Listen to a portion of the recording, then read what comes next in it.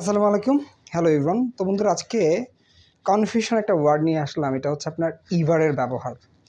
তো ইভারটা শব্দের অর্থ জানি আমরা কখনো, কিন্তু এই কখনো আমরা কোথায় ব্যবহার করব এই জিনিসটা অনেক সময় জানি না। তো চলুন আমি আপনাদের একদম সিচুয়েশনটা বুঝাইয়া দিই কীভাবে এটা ব্যবহার করবেন। তো ইভারটাকে যদি আপনারা অবশ্যই ব্যবহার করতে চান, এটা আপনার হবে প্রেজেন্ট পারফেক্ট টেন্সে আপনি বানাতে হবে।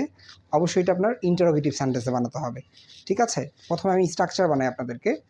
হ্যাভ, হ্যাজ প্লাস সাবজেক্ট, তারপরে হচ্ছে আপনার ইভার, তারপর হচ্ছে ভার্বের 3 নাম্বার ফর্ম, তারপর হচ্ছে আপনার কি অবজেক্ট। তো চলুন এবার আমি আপনাদের সিচুয়েশনটা শিখাই দিই, কোন সিচুয়েশনে পড়লে এটা কিন্তু আপনারা ব্যবহার করবেন। তো আসলে আমরা দেখবেন যে কোনো সময় কিছু স্বাভাবিক বা অস্বাভাবিক কথা বলে থাকি। ভাই তুমি কি কখনো ভূত দেখছো? এটা কি স্বাভাবিক না অস্বাভাবিক কথা? এটা কি সচরাচর আমরা দেখি? না। অথবা অনেক সময় বলি যে তুমি কি কখনো বাঘ দেখছো বা সিংহ দেখছো? এটা কিন্তু স্বাভাবিক। আপনি কি সবসময় বাঘ দেখেন, সিংহ দেখেন? না, এটা কিন্তু অস্বাভাবিক কথাবার্তা। অথবা আপনি কোনো একটা গ্রামের বাচ্চাকে বলতে পারেন যে তুমি কি কখনো পিৎজা খাইছো বা বার্গার খাইছো? এটা কিন্তু আপনার অস্বাভাবিক কথা।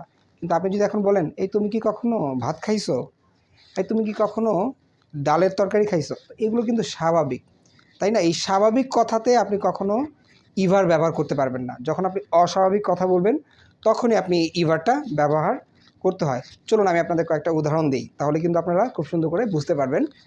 অনেক সময় বলি না যে have you ever seen a ghost? Have you ever seen a ghost? তুমি কি কখনো ভূত দেখছো? এটা কি স্বাভাবিক না অস্বাভাবিক কথা? কিন্তু অস্বাভাবিক কথা।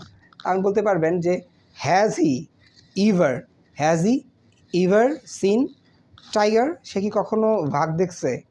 সে কি কখনো বাঘ দেখছে? অথবা বলতে পারেন যে have you ever proposed any girl? তুমি কি কখনো মেয়েদের কি করছো, মানে যে কোনো মেয়েকে প্রস্তাব করেছো?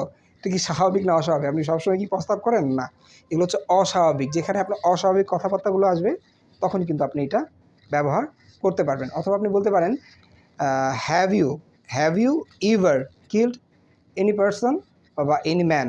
ঠিক আছে, বা এনিবডি? তুমি কি কখনো কাউকে হত্যা করছো? এটা কি স্বাভাবিক না অস্বাভাবিক কথা?